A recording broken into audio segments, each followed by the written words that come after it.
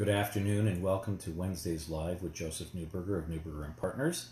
Hope everybody's well and coping. Hope you're safe and sane during these difficult times.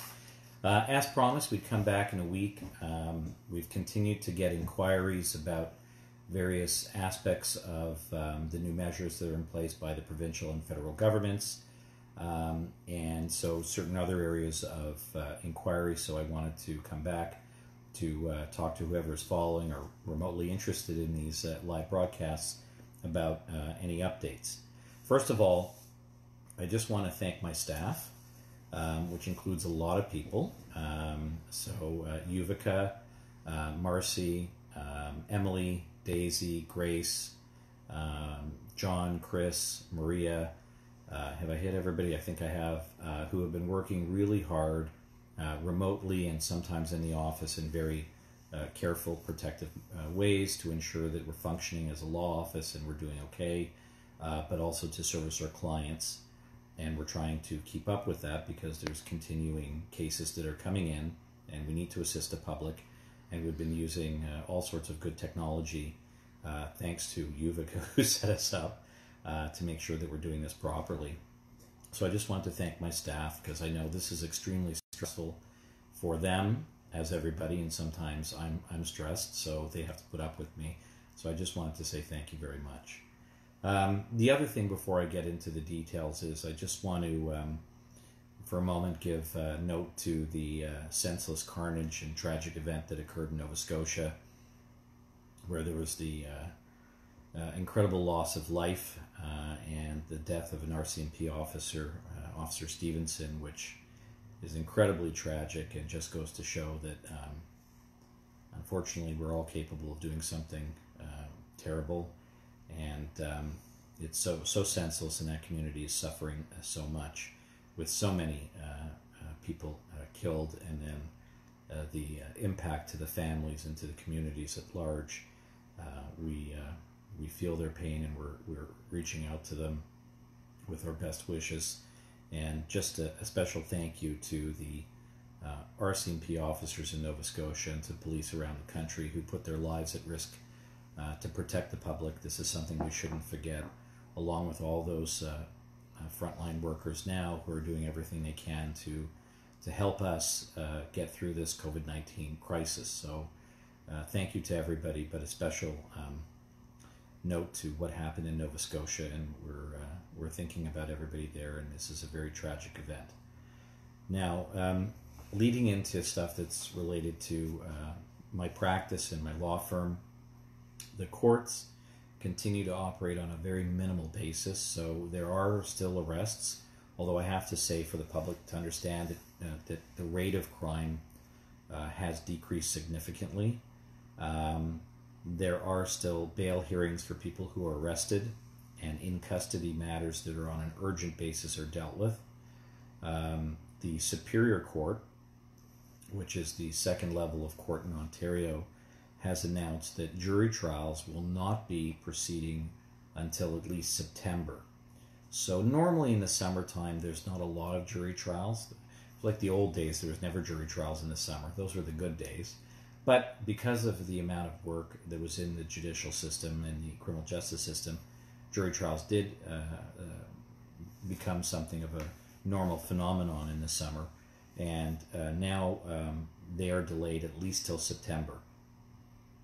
The Ontario Court of Justice as well is working at a very basic level at the moment, and there is no new innovation at this time with respect to using virtual conferencing to try and move certain matters forward. Again, there still is pretrials available, judicial pretrials, and Crown attorneys are working remotely and are being extremely responsive with respect to cases that are ongoing. I've had a number of communications with Crown attorneys about files, and they're very responsive, and I thank them for their hard work and dedication and cooperation during this time. I want to lead into something I've spoken about a couple of times and been asked to comment on in the media, and that's about what's going on with respect to people getting bail. So a person who is charged with an offense and is not released from a police station would have to be put into custody, meaning in jail, and then come before a court for what's called a bail hearing.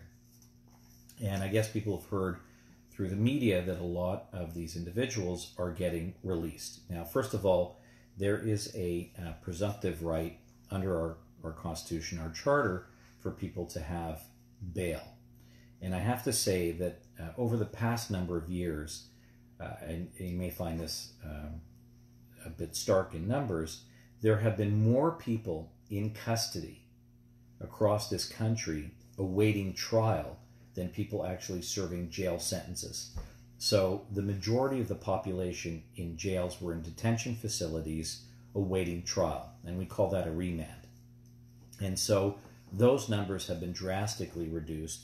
I think if I'm looking at it correctly right now, numbers from March 16th to April 9th fell from about 8,344, I believe, in Ontario to about 6,000. And about 70% of Ontario inmates were awaiting trial. These are very significant numbers. And so if you think about it, and there has been a recognition from our courts recently, and frankly the government, that we over-incarcerate. The United States is the king of over-incarceration, but we over-incarcerate more than any European nation. And so it's very important, especially during this time period, that people who are charged with offenses and don't pose some significant risk to the community, given the nature of the offense, receives bail. And those who are in jail serving a sentence, given the risk considerations, ought to receive early release. And that's because these jails can be very easy breeding grounds for this virus, as we've seen in long-term care centers. And in fact, recently, sadly, 60 inmates had tested positive for COVID-19 at the Brampton Jail, which is the Ontario Correctional Institute, as well as a number of correctional officers tested positive. And this is very serious, because the relationship between those who are in these facilities and the correctional staff are very closely intertwined. And that means the staff and their families and the local community where they live are also at risk. And this is something we have to take seriously, and not just look from a perspective of justice, but look from a perspective. Very important that we protect the inmates who are in this closed environment and do not have the access to resources or the ability to isolate like you and I may have. And the staff members who are working and trying to do their job have very limited resources sometimes, and they have to go home to their families, and there's a very significant risk there, because they also go out shopping and can come into contact with people even with social distancing. So this is really important. And so this is a very stark example of what we've been speaking about for a while, as to why it's very important that we take very strategic measures to ensure that only those people who absolutely have to be in custody remain in custody. Because once this breaks out, it can run rampant and do incredible harm, not just to the inmates, but to the families and of the people who work there. But I will say this, we need to be concerned about the inmates as well, because we know that a society is judged not just on how we treat our regular members in the community, but also by those that are within custody facilities. It is a civil society that cares and extends our compassion to those in custody. And so this recent outbreak has been extremely serious, and I have great sympathy for the staff at OCI, and the inmates have been moved to another facility. And so I'm not going to talk much about it, and I'm not going to place any blame on anybody, but you know, it's no small measure that these facilities were really not geared for 2020 to experience this pandemic as well. So you can imagine that these facilities were quite vulnerable to this type of virus grabbing hold and putting at risk individuals. And so even though we have very good measures that are in place now to try and release people and move them out, we have to continue that process.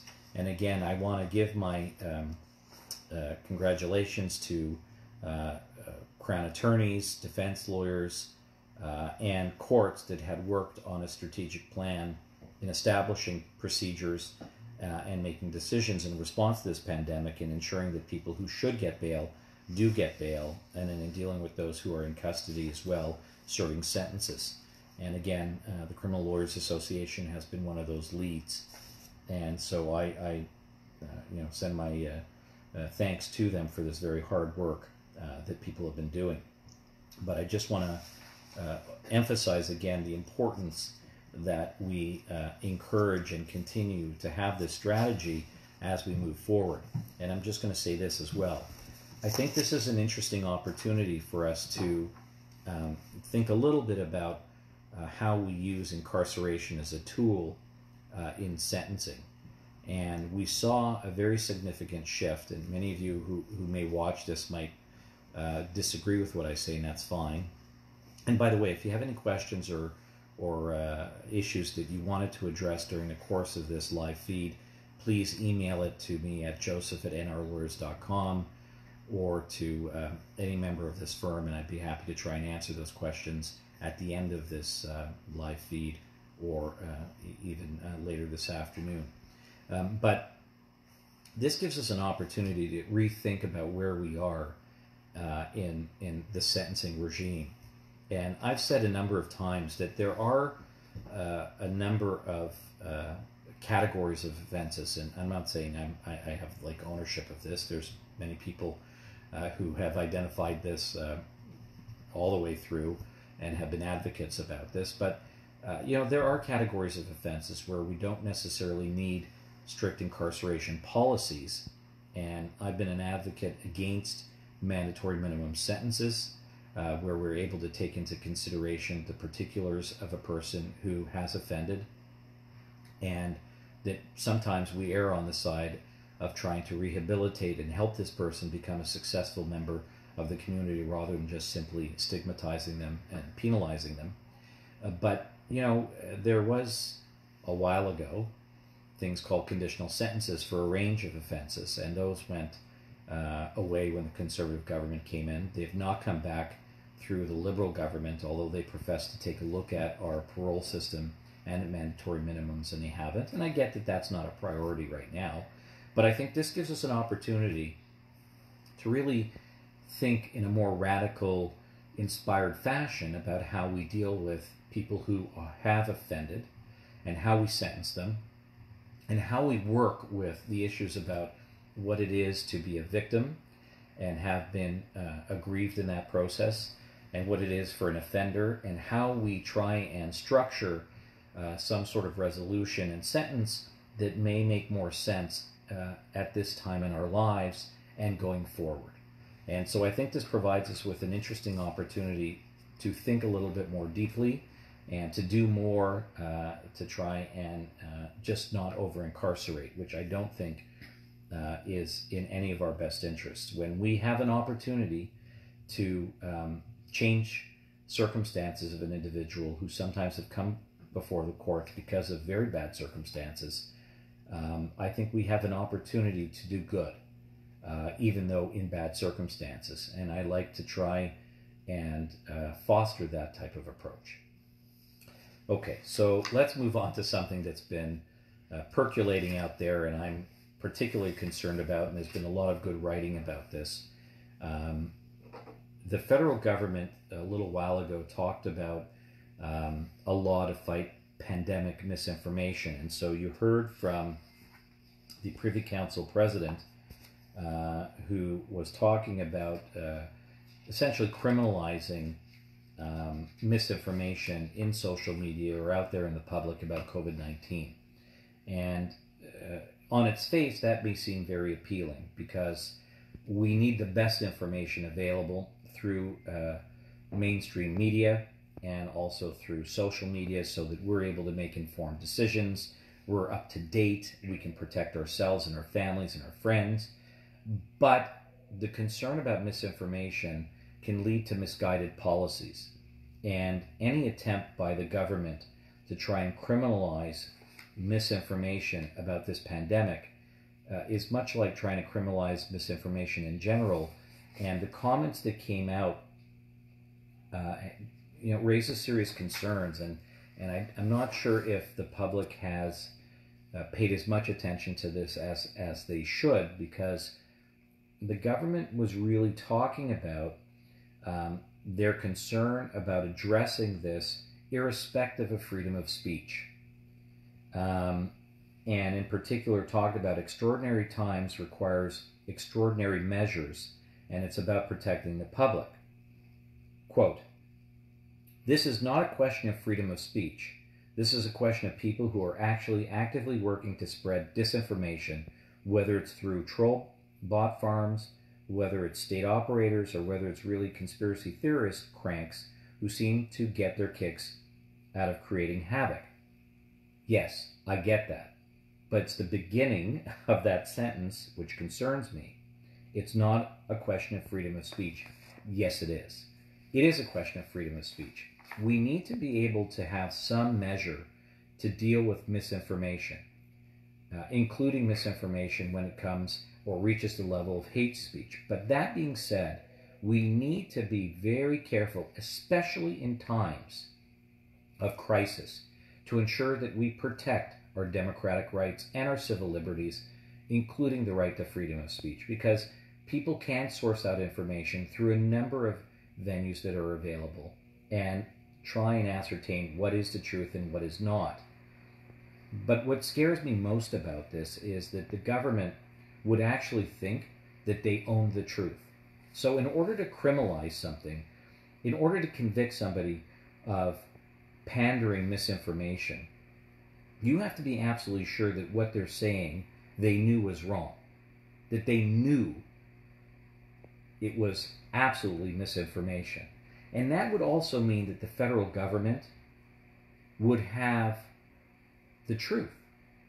And in this particular instance, they don't.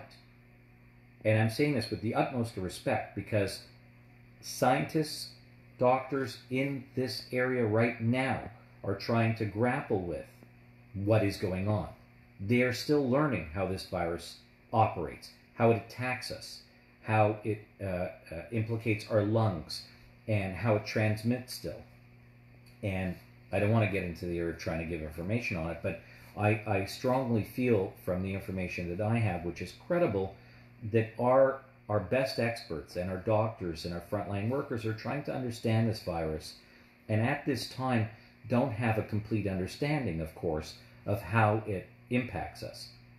Thus, how can our federal government be in a position to say that they know what is misinformation and what is not misinformation? And this is a power that should not be bestowed to the federal government or provincial government or any government whatsoever. It's better to combat misinformation with accurate information. Let the doctors and the scientists, as our government has been doing a very good job of getting those experts out on the cameras, talking through the media, because they know better than the politicians, better than me or anybody else, and they can give us accurate information, and the public can then assess what is accurate and what isn't. But I do not want to see, in my respectful opinion, which you may or may not disagree, that our government should in any way, shape, or form criminalize misinformation, because that can lead to other measures in the future, and that worries me. Much like when the omnibus legislation was coming through for the financial relief that Canadians need desperately in these circumstances because of the economic fallout, that there was a clause in there about extending the power of the government beyond Parliament to make decisions about taxation and spending. And fortunately that was amended and shortened, but that type of power is quite dangerous. And so we need to be careful, and it may be done with all good intentions, but that doesn't matter, because good intentions can lead to unintended results. And so we have to be very, very, very careful about this. So it's just me talking about this, that I think we should be open and understand that any type of movement by our government to try and criminalize pandemic misinformation is wrong. The way to combat that is to come out with the scientists and the doctors, as they are daily in their briefings, and giving very good information. We can go to government websites and find the information we need. Okay, I think I've talked too much about that. Let me just see my list here for a moment. Okay. If I can just talk a little bit about certain other issues that may not be directly related to my practice, but to me as a small business operator, as a concerned citizen. You know, we spend time, my fiance and I, we walk in our neighborhood, social distancing, being very respectful of the rules, but we look at local businesses. And in particular, we try when we're not making food at home to order from local businesses or buy from local businesses to support them, those that are still open. And I have echoed a number of times concerns that I have about small business in this province and across the country, where we have some very good economic bailouts in place, but not enough. And you know, just as an example, the new amendments to the wage subsidy is action. I think it's April 27th when the portal will open. And so I realized that government can't operate that quickly in order to address the issues, but frankly, it should have operated much quicker with respect to wage subsidies in order to keep, in order to keep employees employed. But this type of program applies to corporations, and there have been amendments to allow sole proprietorships and partnerships, which is a large majority also of our economy, to be able to supply these funding mechanisms to the employees of those types of businesses. But for example, a corporation where there may be one or two people working in there, an owner is technically an employee of the corporation and would be eligible for the wage subsidy. A person who is in a partnership, which is not a corporation, or a sole proprietor that's not registered as a corporation, cannot avail themselves of that subsidy. And so we need to start thinking more out of the box about how do we help these businesses stay alive, because they are not getting revenue right now, and there are a number of businesses that have closed permanently. And when we start to really develop this exit strategy, and when, God willing, the economy opens up more, you're going to see lots of businesses in your neighborhood closed, including restaurants and hair salons and other types of businesses. And we owe a moral obligation to help everybody and to help these businesses in order for our economy to survive, but for all of us to have a better quality of life. And so I think we have to think a little bit harder about extending the government assistance to sole proprietors, these small businesses that may not be registered as corporations, because now they can't just run out and register as a corporation and qualify. I will also say that it's important that we start to look at our taxation regime in Canada so that we have incentives available for businesses to employ moving forward. And that we've learned we can't always rely on our closest neighbors and our closest allies to provide us with the things that we need in order to survive a pandemic. And Premier Ford said this very well, that he doesn't want to rely on other companies outside of Canada or states in order to supply us with things that we need. And so in Canada, we need to rethink a little bit about our own manufacturing industry and how we provide incentives through taxation, through credits, in order to assist. And we also have to think about people who are suffering because of their low wages. And, the basic exemption is one of the basic places to start, because it's, I think, at $11,069. So the first $11,000 you earn is not taxed, but that's pretty low given where we are in 2020, and somebody should really think very seriously about increasing that to a minimum of $18,000 or $20,000 for all Canadians, not just Canadians who are earning over a certain amount, they get excluded. I think it should be for all Canadians, to be fair, because even those who earn higher wages, they employ people and contribute to the economy. So there's a number of ways I think that we can think about employing the taxation regime to try and encourage business in the future and to help those who have failed now and maybe come back into the economy, and look at other types of areas where we can retrain, including green initiatives to try and retrain and help our economy develop in other ways. So yes, this is a lot out of criminal law, but I just had to get that out of my system. The other thing I got to get out of my system before I go to a couple of questions, I continue to have personal concerns about our long-term care facilities, the facilities that have our seniors. These are vulnerable individuals who we care about and we love, and we need to protect, and should have been identified early on as target zones where this pandemic could hit hard and fast. And again, I may be wrong in this, but I know that we do have a military, and there are many members of the military who've been self-isolating in order to make themselves available at a time to assist. And even if the medical capabilities have been eroded over the last several years, they do have capability of providing support in these long-term care and senior facilities. The workers are working very hard. They're nervous. They're worried. They're putting their lives at risk. There are people living there who need assistance, and we can provide the person power to assist, to even to give a break, to assist in taking somebody from their bed to a shower, to a washroom, ensuring that the safety measures are in place. We can get that person power in place, and I think it's about time we call on that in Ontario. I was reading and had seen some concerns still from Markham and the Markham mayor about that long-term care facility, and I am very concerned about the people who work there and live there. And I think that we can, even though our province is doing good work, our politicians are working hard, I'm not being critical of them, I think we can do more and employ our resources a little bit better in that regard. So I'm going to stop going outside of my area of general practice and preaching about these issues to talk about a couple of other things. One question that came in: any thoughts about price gouging during the pandemic? Absolutely, yes. So there's supposed to be legislation in place in Ontario to deal with price gouging, and I have not actually read that legislation right now. It is an imperative.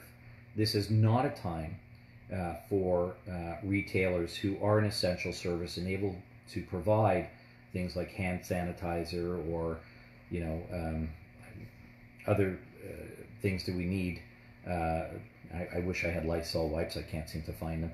But these types of things, price gouging should be absolutely illegal right now. And I'll look up after this ends to see where we are with the legislation about price gouging. But there is a line available where you can look up and you can report price gouging. If you can, you take a picture of something, send it into the government. They will act.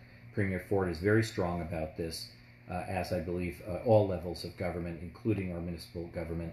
And it's something that cannot be done right now. We need to work together as a community and ensure that we're providing these essentials of life to people at a fair price, at their true market value, and not some higher level just because we're in this pandemic and crisis. And it may be because some of these companies are suffering. I get it. That's true. But that's not an opportunity for us to go outside of what is reasonable. We need to help everybody and pull together as a community. And so with respect to other questions that may take additional time for me to deal with, I'll deal with that after the live feed.